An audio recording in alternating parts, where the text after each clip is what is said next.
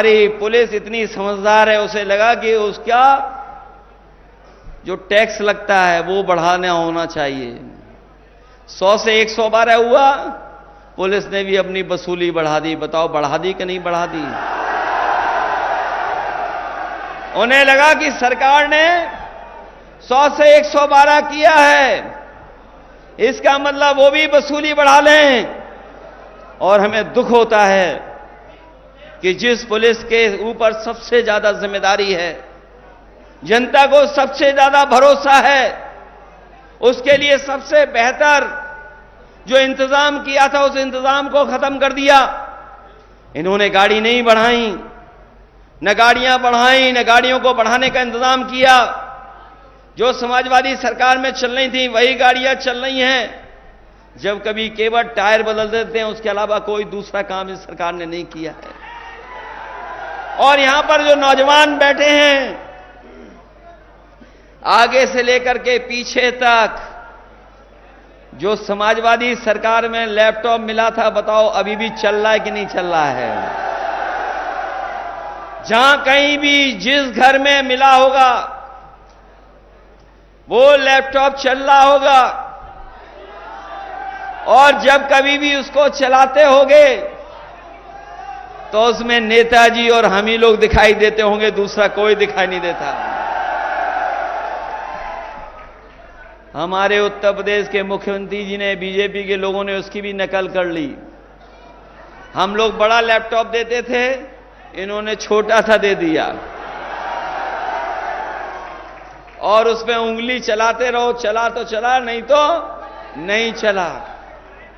बताओ समाजवादियों का दिया लैपटॉप आज भी चल रहा है कि नहीं चल रहा है?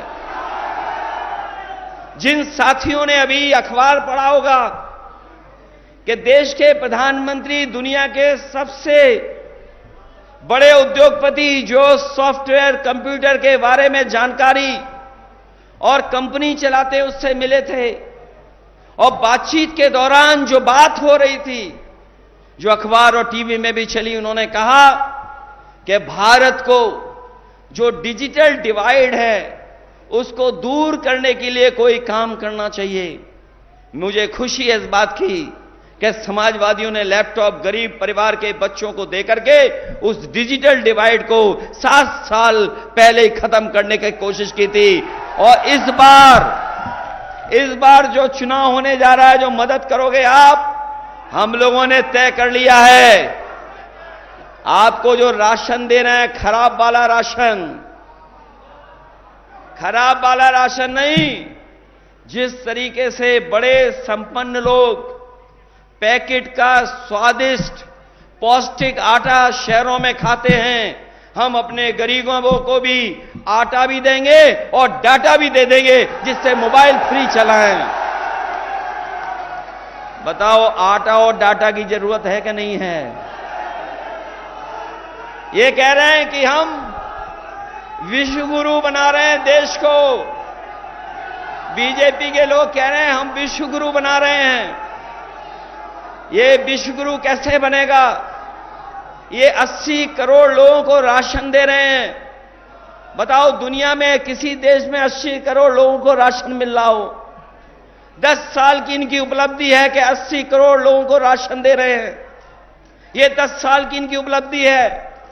और यही उपलब्धि नहीं, अगर पीछे मुड़ करके देखोगे, ये वो जमीन है जिसने किसान नेता पैदा किए हैं। ये वो जमीन है जहां का किसान अपने हक और सम्मान के लिए लड़ाई लड़ने का काम करता है। ये वो जमीन है जहां महेंद्र सिंह टिकैत जैसे नेता पैदा हुए हैं, और साथ ही साथ चौधरी चरण सिंह जी जैसे महान भारत रत्न हमारे किसान नेता पैदा हुए हैं। ये सरकार एक तरफ तो सम्मान दे रही है, भारत रत्न से सम्मान दे रही है, स्वामीनाथन जी को भी दे रही है, लेकिन हमारे किसानों को एमएसपी के लिए कोई गारंटी नहीं दे रही है। कोई एमएसपी की गारंटी अगर दे रही हो सरकार तो हमें बता दो आप। यही किसान हमारे यहां के गए होंगे दिल्ली अपने हक और सम्मान और लड़ाई के लेकर के दिल्ली गए थे, याद होगा आपको। न जाने कितनी बैरिकेडिंग लग गई थी, आरसीसी की दीवार लगा दी गई थी, सड़कों पे कीलें लगा दी गई थी, कोई किसान पहुंच ना पाए, ट्रैक्टर डीजल नहीं भरवा सकता था, ट्रैक्टरों को डीजल नहीं दे रहे थे, ट्रैक्टर चल नहीं सकता था, लेकिन उसके बावजूद भी किसान पहुंचे और किसान वहां जाकर के अपना हक मांग रहे थे, लेकिन सरकार ने उन्हें हक नहीं दिया। 3 काले कानून लाना चाहते थे ये लोग, लेकिन हम बधाई देना चाहते हैं किसानों की ताकत ने उनको रोक दिया और 3 काले कानून नहीं सरकार ला पाई। मैं आपसे कहना चाहता हूं, ये सरकार किसानों की नहीं है, ये सरकार बड़े बड़े उद्योगपतियों की है, ये सरकार हमारे गरीब किसानों की नहीं है। और अगर गरीब किसानों की सरकार होती तो हमारे किसानों का भी एक सरकार कर्जा माफ कर देती, हमारे किसानों को एमएसपी दे देती। हम अपने किसान भाइयों को कह करके जा रहे हैं, हम अपने घोषणा पत्र में अपनी पार्टी का जो हम लोगों ने मैनिफेस्टो बनाया है, विजन डॉक्यूमेंट बनाया है, जो हमने अधिकार देने की बात कही है, हम अपने किसानों को भरोसा दिलाते हैं समाजवादी पार्टी और इंडिया अलायंस की सरकार बनेगी। जिस तरीके से उद्योगपतियों का कर्ज माफ हुआ है, उसी तरह हमारे किसानों का कर्ज माफ होने का काम होगा। और हम तो बीजेपी के लोगों से पूछते हैं कि बीजेपी के लोगों, ये बताओ 10 साल में लगभग 1 लाख किसान ने आत्महत्या की है। जो हमारे पढ़े लिखे नौजवान हैं, जो मोबाइल चलाते होंगे, गूगल से देख लेते होंगे, वो जाकर के देखें कि जब से बीजेपी की 10 साल की सरकार आई है, पूरे देश में कम से कम 1 लाख किसानों ने आत्महत्या की है। जो आत्महत्या की किसानों ने, कोई मदद सरकार ने नहीं की। जो हमारे किसान हजारों की संख्या में 3 काले कानून के खिलाफ लड़े, शहीद हो गए, उनकी कोई मदद सरकार ने नहीं की।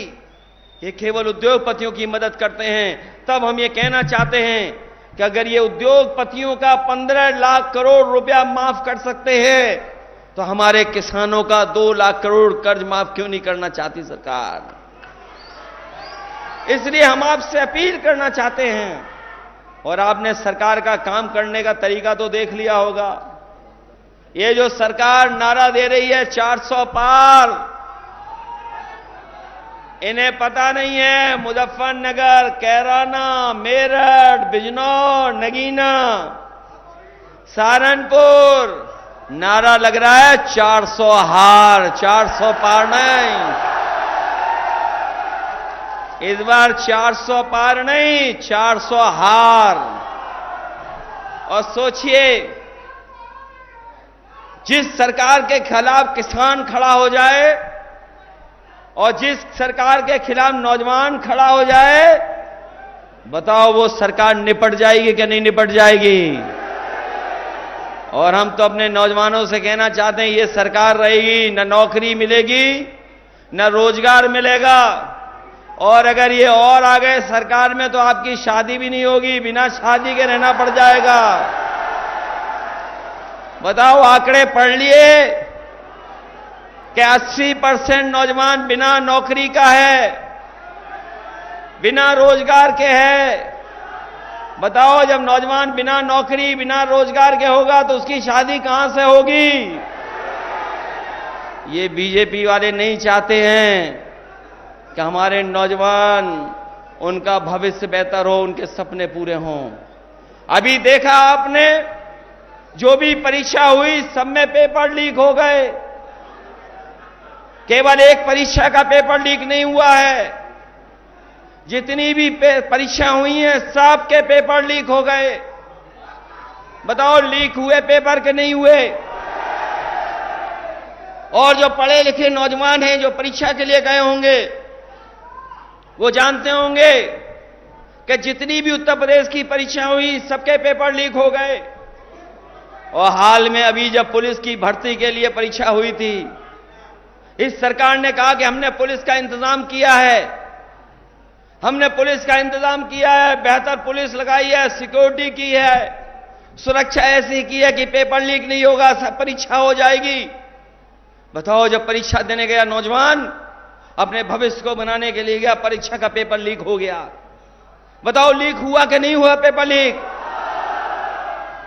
और पेपर लीक के कारण, नौकरी न मिलने के कारण कई नौजवानों ने आत्महत्या कर ली।